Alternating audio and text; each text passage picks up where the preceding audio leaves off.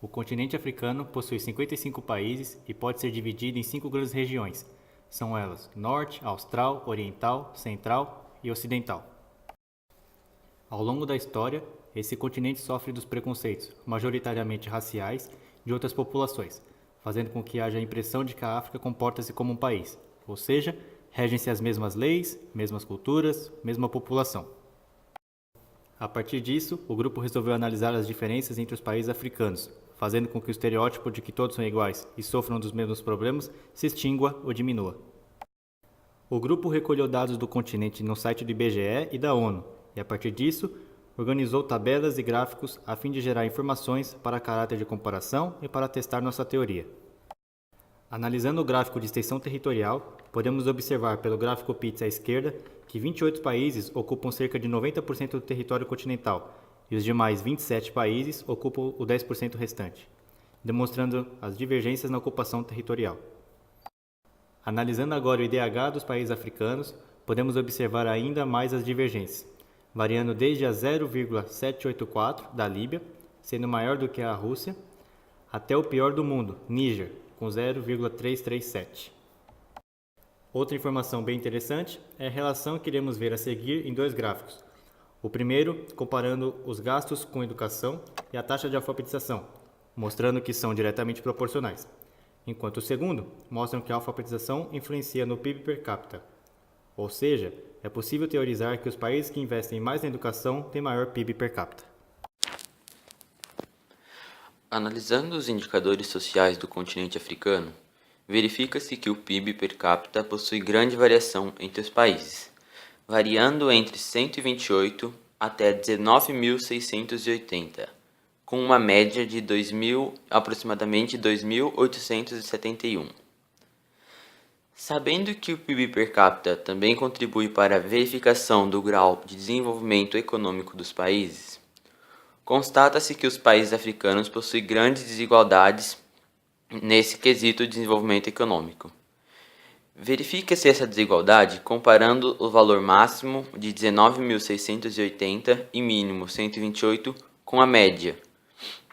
Também utilizando padrões das estatísticas como o desvio padrão, que lembrando mostra o quanto de variação ou dispersão existe em relação à média e à variância, e os valores podem ser conferidos na tela.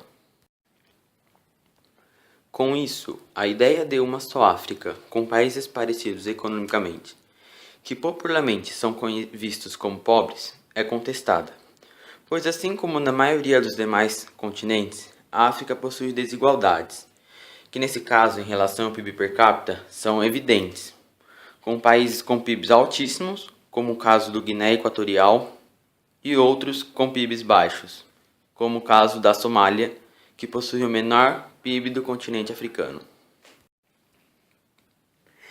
Verificando também os indicadores sociais, constata-se que o continente africano possui grande desigualdade em esperança de vida ao nascer. A esperança de vida ao nascer na África varia de 48 anos, pertencente à Serra Leoa, até 75 anos, pertencente à Líbia. A título de comparação, a média da esperança de vida ao nascer da América do Sul é de aproximadamente 73 anos, com um desvio padrão de aproximadamente 3 e variância de aproximadamente 11, enquanto que ao continente africano, a média da esperança de vida ao nascer entre os países é de 58 anos, com um desvio padrão de 8 e variância de aproximadamente 65. Outra característica interessante é que os países que possuem a esperança de vida maior ou igual a 65 anos, pertencentes ao continente africano, pertencem ou às ilhas africanas, como São Tomé e Príncipe e Ilhas Maurício, ou à região da África Norte, como Egito, Líbia e Tunísia. Desses países com esperança de vida ao nascer maior ou igual a 65 anos, 100% possui IDH maior do que 0,550. Isso é esperado, pois um dos fatores para a verificação do Índice de Desenvolvimento Humano é a longevidade, que está relacionada à esperança de vida ao nascer. Portanto, podemos dizer que a esperança de vida contribui beneficamente com o IDH, ou seja, quanto maior for a esperança de vida ao nascer, o IDH tende também a crescer. Um dos fatores que influencia na esperança de vida ao nascer é a porcentagem de população subnutrida. Através de gráficos, verifica-se que quanto maior for a porcentagem de população subnutrida em um país, a esperança de vida ao nascer deste tende a ser baixa. Dos 10 países africanos que possuem a esperança de vida maior ou igual a 65 anos, 90% possuem menos de 10% de população subnutrida. Há também diferenças no crescimento populacional, que pode ser visto no gráfico apresentado. O crescimento populacional leva em conta a taxa de natalidade e a taxa de mortalidade de determinado país. No continente africano, verifica-se que o maior crescimento populacional pertence ao Níger, e os menores à África do Sul e às Ilhas Maurício, como pode ser visto no gráfico apresentado. O continente africano possui 61% dos países, possui uma faixa de 30 a 45 por mil de taxa de natalidade, e 43,63% possui uma taxa de mortalidade entre 11 e 15. Com isso, verifica-se que a África está em fase de crescimento, principalmente Níger, Zimbábue, Uganda e Nigéria. Um estudo recente da ONU mostra que, enquanto a Europa está declinando quanto à sua população, estudos indicam que a população africana quadruplicará nos próximos 50 anos. E, com isso, a Nigéria poderá se tornar um dos 3 países mais populosos do mundo. E a África, em total, poderá causar preocupações globais, pois, com o aumento da sua população, poderá criar tensões sociais, com desafios na área de habitação, emprego, energia e escassez de alimentos.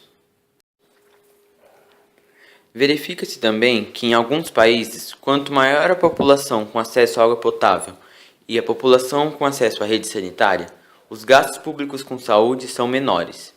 Isto porque, de certa forma, investindo em população com acesso à água potável e rede sanitária, também se estará investindo na qualidade de vida e, consequentemente, na saúde da população. Como pudemos ver pelos gráficos e explicações apresentadas, o continente africano possui uma grande variedade de povos diferentes socioeconomicamente entre si, e com diferentes atitudes com relação ao seu governo. Apesar de muitos países terem baixo índice de desenvolvimento humano, e nenhum possuir alto, existem muitos países com qualidade muito próxima ao padrão europeu, tanto em desenvolvimento humano quanto em outras características isoladas.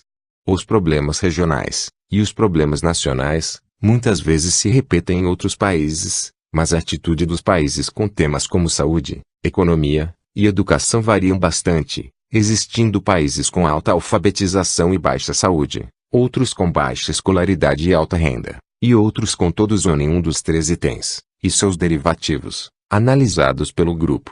Desde a ocupação, até a infraestrutura e qualidade de vida, as discrepâncias são muito altas, tendo países muito melhores que o Brasil, outros bem abaixo da linha de baixa qualidade, e finalmente indo até o pior país segundo a ONU. Com isso espero que tenhamos desmistificado um pouco desse mistério criado e pluralizado pela mídia de que a África é uma coisa só, que lá o pior acontece sempre, e que precisa desesperadamente de ajuda. O continente africano é um dos mais ricos do mundo além de berço da humanidade, e onde uma das maiores civilizações se formou, com todos os seus contrastes climáticos e geográficos. A maior parte da deficiência existente nos países africanos surgiu de conflitos entre populações rivais que ao serem colonizadas se viram obrigadas a conviver juntas em um mesmo país. Mas mesmo com as dificuldades continuam sendo belíssimos países a se visitar e aprender sobre, e alguns até são melhores de viver que boa parte do mundo. Criado por André Nakasone Barbosa, Renan Freitas e Yves Tibibi, Universidade Federal do ABC, Bases Computacionais.